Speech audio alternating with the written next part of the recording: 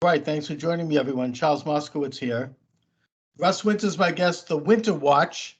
Check that out. They've got really cutting edge articles on there. Russ is a fearless commentator, podcaster, blogger, writer. Russ, thanks for joining me. Thanks for the compliment.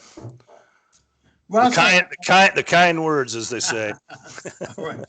Well, we have to be kind because it's not always easy in this business, Yes. especially when you take positions like we do. Right. Over the weekend, there was a kerfuffle around President Trump tweeting out criticism of this young group of congresswomen known as the Squad, who these are people who voted against the recent appropriation in Congress, $4.5 billion, that went toward helping the refugee children, be found homes, and the whole crisis there. Since the money was appropriated, the numbers in those refugees camps have reduced from 2,500 to about just 200 in a matter of 5 weeks. So if these congresswomen had had their way, that wouldn't have happened. They would still be in those camps. They might even be dead by now. So, but they did it because for reasons that are interesting. And the point is that President Trump responded to that, and he also responded to their accusation that Nancy Pelosi is a racist by saying, look, if Omar doesn't like it here, she should go back to her own country, which, of course, is a land that is a complete failure, that being Somalia. And for that, he is now being pilloried as a racist because she happens to not be white. To me, wow. this is real slash and burn type stuff.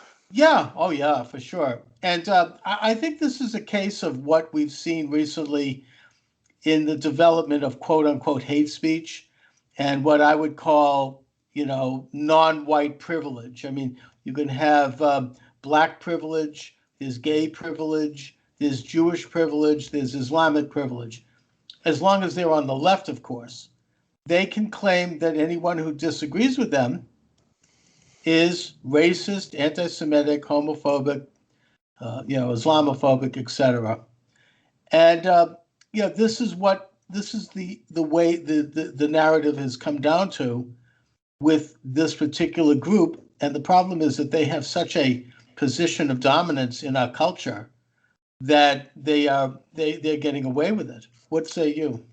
Well, it's really about rights more than privileges. And I'm kind of seeing a situation where maybe the people that were on the top at one point did have some privileges are basically losing their rights, their civil rights. And they use the term equity a lot. And equity is basically remediation. So if you're a white person, then now it's your turn to be enslaved for the next 200 years to make up for real and imagined offenses or oppression in the past. And everybody can play this game. And there's not a person on the planet that can't play this victimhood game. It's almost, I call it the Oklahoma land rush. It's like, who can scream the louder about being oppressed? And, I kind of even look at my own ancestry. I could probably claim some oppression through my maternal grandmother, who was a Sami Norwegian. Well, that's an indigenous group. So that I'm impressed because the Norwegians came up and oppressed us. I could play that game too. I have a great sixth grandmother that's a Cherokee. So where does it stop? Exactly. You could play the oppressed card, the victim card.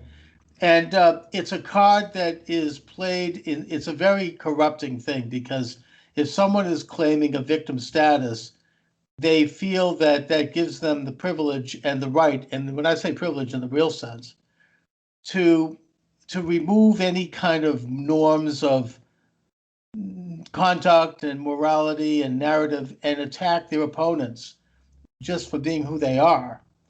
And of course, it also shuts down any rational debate, because if we were going to have a rational debate about racism, particularly with this so-called squad, that being Ilhan Omar and AOC and my own Congresswoman Ayanna Pressley here in Boston, then we would take a look at exactly what it is they've done for Black people, what it is they advocate that was supposed to help Black people.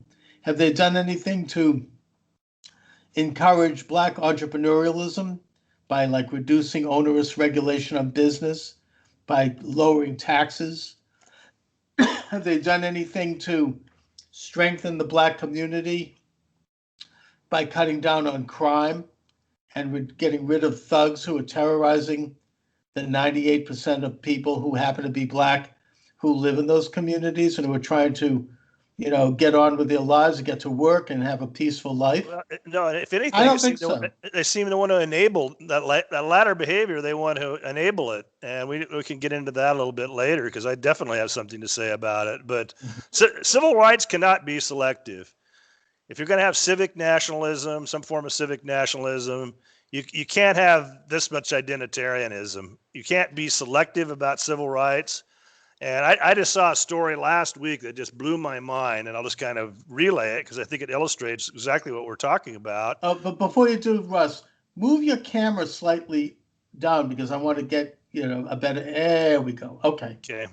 Go on. There's a festival in Detroit called the Afro Future Fest, and they decided to charge $10 for people of color. That's the way they put it, and then $20 for people of non-color. And so that's a civil rights violation. I can't believe that there aren't a bunch of civil rights lawyers going after these people. And so then what they do, and they kind of got criticized for it, is they ran a story about threats from white supremacists. So they always pull that card out. Somebody criticizes basically egregious behavior, charging two sets of prices based on your color. They probably did get a little blowback from it from somebody, but they lie. They love to lie. They like to make it about white supremacists threatened us, and therefore we've changed our mind. So right away they just jump right on the victimhood stance to try to defend an undefendable position. And I would ask them to consider how they would feel if a group of whites decided to hold a Euro Future Fest, but people of color had to pay $20. Well, first of all, Russ, was this an event for Black people or was it for everybody? Oh, it was open for everybody. I mean, I don't think you can have a club anymore. I mean, last time I saw that was 1963 in Louisiana.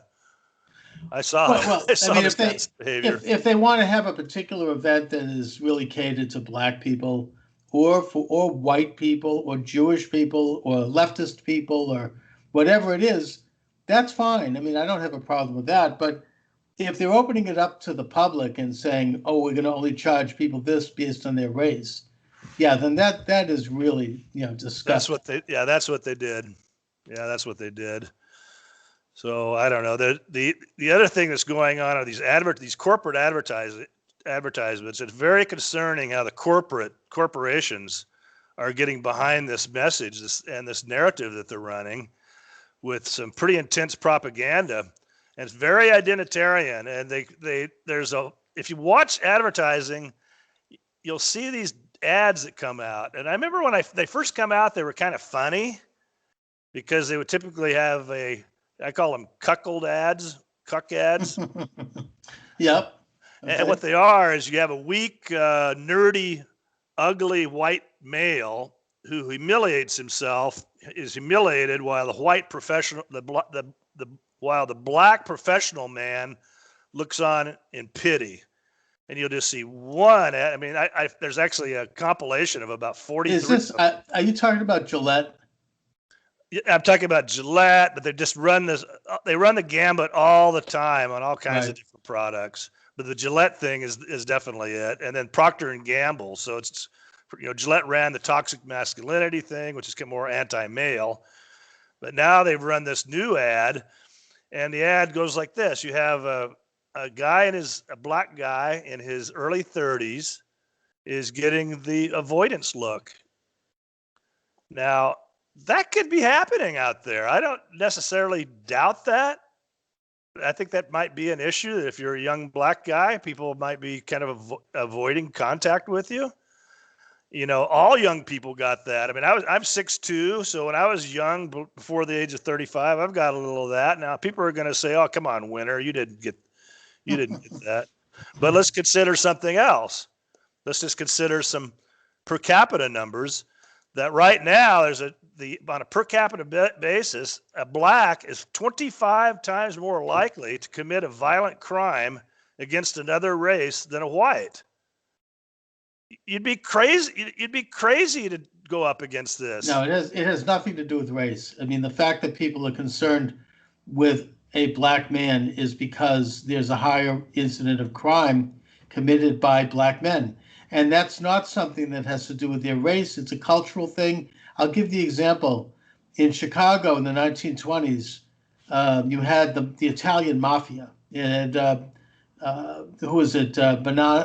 Giancana. I read his biography. And he said that when he was a young man, if you were Italian or you looked Italian, you were picked up by the police, you were seen with fear, because back then, that's who was committing the crimes. That's who people were fearful of. And of course, eventually the Italians became more successful. They moved out to the burbs. They did, they kind of went legit. They left crime for the most part. And so you don't see them that way anymore.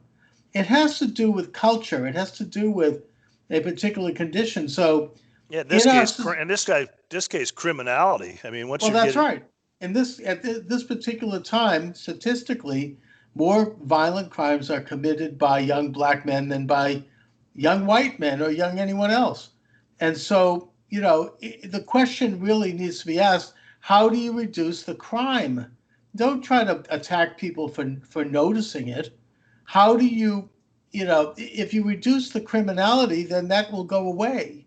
People won't be concerned anymore because there won't be any reason to be concerned. Well, they're winking it. That's what's going on. And there's a guy by the name of Colin Flaherty who has been banned by YouTube, by the way, for his videos. And he's done a very good job of documentation. He doesn't mince words. And he exposes what's called the knockout game, where these black youths are just knocking people out, sometimes killing them. And then he gets accused of making the stories up, so he just finds another 20 examples because they're all over. These guys knock people out and put their own videos on YouTube. The criminals. Now, do these criminal videos? Does YouTube ban them or they keep them? They're pretty much up there. I see. Colin can't put them up. Colin Flaherty can't put them up. Understood. Yeah. So that's a public safety issue. You can't be walking down an alley, come up against four black youth, and expect necessarily to survive that experience. And if people aren't getting alerted in the public, this criminality could just fester. Of course. You got flash mobs. He just puts up dozens and dozens of incidents of this, and then the media reports them as teen crimes. Well, that's not very fair to other races. No, and it's not accurate. I mean, they don't mention the race, and that is part of the story. And the fact is that these same groups of criminals are really targeting black people more than anybody. You get them terrorizing those neighborhoods. So if you want to talk about racism, that's racism. Subjecting the 98% of black citizens who live in an ethnic neighborhood to these kinds of crimes. Yeah, I don't care what older folks, folks, families, children trying to get to school. It's Boston where I am is much better now, but maybe 10 or 15 years ago, you had a young girl shot to death sitting on her stoop in the front of her house by a gang, and these were like dealing with rival gangs, having shootouts and drugs, and that to me is the racism. The fact that the police don't go in there and do the very difficult and dangerous job of cracking down on that. I mean, if that gang went through a white neighborhood and did a tenth of what they were doing in the black neighborhood, they would have been picked up in 2 seconds. So you want to talk racism? I take a look at what this squad in Congress is actually doing for black people in their own communities. And President Trump has nailed it right on the money with his tweets about the fact that they've done nothing but promote poverty, suffering, drug abuse, disease, racial hatred, and the destruction of Black lives. If they think that Black lives matter, they ought to get up off their backsides and promote some ideas that can help Black people. Yeah, they can't. They just can't help it. They want it. They want it. Plus, they want to take away white rights. So that's where I draw the line. That's because they're leftists. This is, Yeah. it's leftist privilege is what it is. And you have it permeating the Black community with their scientizing racism, since they can't find as much real racism. Now everything is racist. They'll put you under a microscope and try to find a racist gene, something, the slightest comment, and then they'll magnify that if you don't follow their dictate. If you do, then that's ignored, of course. And they're doing the same thing with anti-Semitism now. If you say anything against the left, you're deemed to be an anti-Semite. It's nothing to do with Judaism. The ADL is putting in speech codes and hate speech, quote unquote, based upon their own leftist agenda that has nothing to do with Judaism. And these people aren't really religious Jews. They don't believe in God. They believe, they're atheists. They're radical leftists. And they're taking over the high ground, have done so for probably a long time, in Judaism. The same thing with the Islamic community. You've got CARE and ISNA and these other Muslim Brotherhood-connected radical groups deciding that you can't criticize jihad. You can't criticize Sharia, because you're going to be called an Islamophobe. Those things are terrible systems that American Muslim families fled from, especially women. They're supposed to care about women. Talk about this. I mean, the privilege, the leftist privilege has taken over the women's movement a long time ago. Do they care about the fact that women are, forcibly, that rape is permissible in Islamic countries, or that child brides are permissible, or if a woman is seen out in public without her husband, she could be killed? I mean, honor killings. They don't care about women. They care about leftism. The thing that's really disturbing about all this is the way the media is on board. That's really alarming. I mean, the MSNBC, the CNN, they're race baiting. They're engaged. Well, they're all goose stepping to the leftist agenda. I mean, I don't know if they're doing it consciously, but if you take a look at this identity, and you want to talk about identitarian politics, they like to talk about white supremacy. Well, fine. But they're into the same identitarian ideas that somehow race, means something more than just what a person's born into. I mean, they're the ones, I completely reject the white supremacist and white nationalist idea. It's un-American. But at the same time, I reject this leftist idea that someone's race, someone's ethnicity has some kind of a public position. It's a private matter. How somebody relates to their own race and ethnicity, that's personal. That's none of their business. They want remediation. They want to just strip the cupboard bare. They're after money. They're after reparations. They're after taking away rights. And it's getting pretty darn serious. This. It kind of started with the Confederate Memorial thing, and that the Confederate Memorial thing on the surface, maybe that's not a big deal, but let me give you my thinking on that. That's actually a line in the sand. So anybody that's listening to this is over 45 years old, probably saw the 1990 Ken Burns Civil War series. You ever see? You watched that? I did see it, yeah. Because we're old timers. So we're the adults in the room here. We saw that, and very moving documentary. They don't do anything like that anymore. Very pro-American. Remember the scenes of the bivouacs and the reunions between the blue and the gray, and all those old timers getting together, waving the flag, and they reenacted the Gettysburg battle, and then they had a big picnic, and people put their arms around each other, and it was like the spirit of Appomattox. It was that's what that was all about. Yes, reconciliation. That's right. It's reconciliation of a horrible war where 600,000 men died, Americans. So how do these people deal with that? In the middle of the night, they turn up and start taking these Confederate memorials down. There's a spectacular one in Baltimore that got removed. Now, let me tell you who put those memorials up. Women. Those are women's movements only. Hmm. Isn't that interesting? What happened is after the Civil War, there's bodies laying all over the South where most of the war was fought, including Union soldiers. And the Confederate women organized with the Northern women and started gathering up the bodies. It was a long process. It took almost a decade and gave them proper burials and memorialization. So what you're doing when you attack a Confederate memorial is just like taking somebody's tombstone down.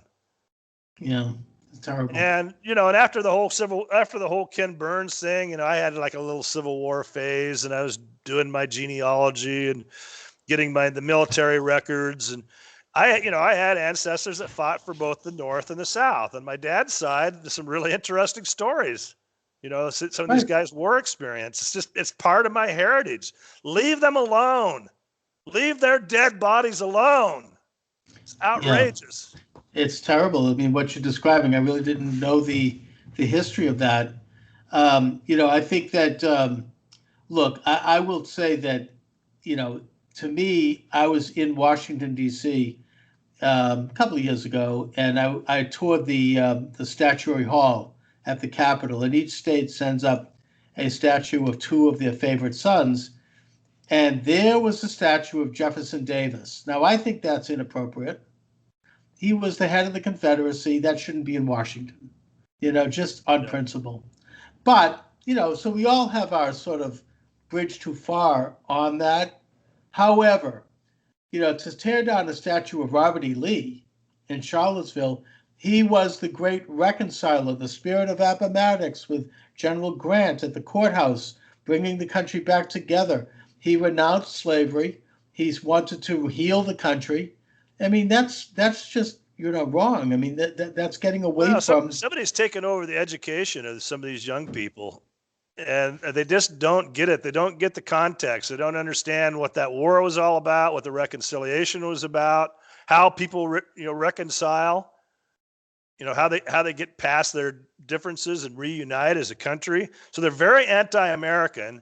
And if I was running these schools, and I'll tell you what, these schools need some adult supervision. You and I need to get in and start supervising these goddamn schools. Because they've gone crazy. Now, when this whole thing happened with Charlottesville, I remember predicting that if they're going to go after a statue of Robert E. Lee, the next statue to go is going to be that of George Washington and Thomas Jefferson and Madison and all these other guys who had slaves. Now, that's exactly what's happening now. There was a high school in California that is painting over a mural of Washington because of this. And I think that that's where this is headed. It's a culture kampf. It's an overthrow of the American culture right down to its very foundations by people who have nothing but contempt for American history. They see it as, the glass half empty. They're against it because we're capitalists and because we're religious. And it's being promoted. It's being promoted by major corporations like Procter & Gamble. These people should be boycotted. I agree. I mean, these corporations are either they're part of the problem in terms of they're the who's running them, who are just as much as leftists as anyone else, or they're just a bunch of lily-livered types who don't want to have any trouble. They're trying to sell a product. They're afraid, they might get boycotted, and they succumb to threats. They get a threatening call from someone who's hustling a particular group. They say, give us money and put our friends on the board of directors, or we're going to come out and start calling you names. Oh, you're racist. Well, they must be doing some kind of market study on this stuff to figure out where the chips fall, because I can't believe they got to be losing business. I don't know. I mean, what's the deal like recently with Nike? I mean, they Colin Kaepernick, he condemned the Betsy Ross flag, putting aside the fact that Betsy Ross was a Quaker and a pacifist, and she was anti-slavery, and that Barack Obama had the flag at his inauguration. All of a sudden, because Colin Kaepernick decides that this is racist, they're going to take down the image. Anyways, your image is freezing a little bit here, Russ, but continue.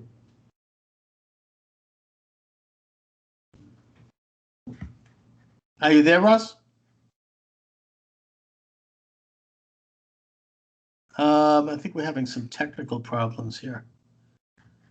Well, let me